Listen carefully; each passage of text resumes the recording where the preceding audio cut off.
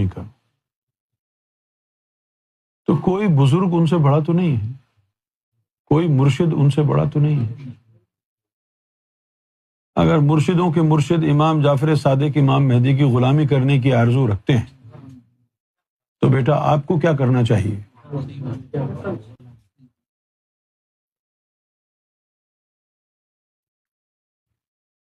اور پھر ہدایت کا طریقہ یہ نہیں ہے یا تو ان سے ملا دیں یا ان سے ملا دیں۔ اب جب امام مہدی آ گئے ہیں تو پھر تو کسی کی ضرورت نہیں ہے۔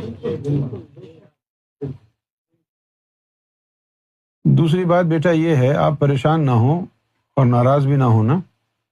دوسری بات یہ ہے کہ لوگوں کو ذکر دینا اور ہے اور لوگوں کے دلوں کو ذکر میں لگانا اور ہے۔ ذکر تو ایسے دے دیتے ہیں بغیر اجازت کے بھی، اس میں کوئی طاقت نہیں ہے، لیکن ذکر عطا کرنا جو ہے اس میں اللہ کا اذن ہوتا ہے، تبھی انسان کے سینے میں آپ اس میں ذات داخل کر سکتے ہیں، بغیر اذن کے نہیں۔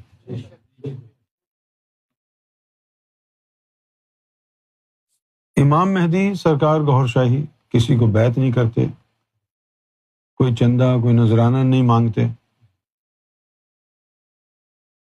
آپ کا جو سب سے ادنا فیض ہے وہ یہی ہے، ذکر قلب، کہ دل میں اللہ کے نام کو بسا دیں اور اللہ تک انسان کی رسائی ہو جائے۔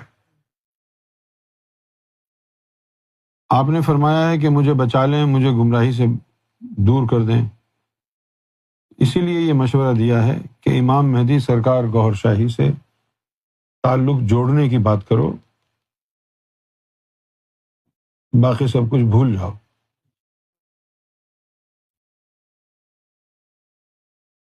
پھر دوسری بات یہ ہے کہ اگر کوئی واقعی مرشد ہے تو ایسا ممکن نہیں ہے کہ کوئی اللہ کا ولی ہو اور اسے امام مہدی گوھر شاہی کے بارے میں باطن میں بتایا نہ گیا ہو۔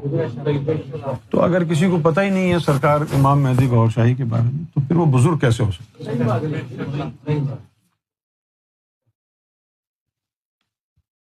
ہیں بہت سے لوگ، کیونکہ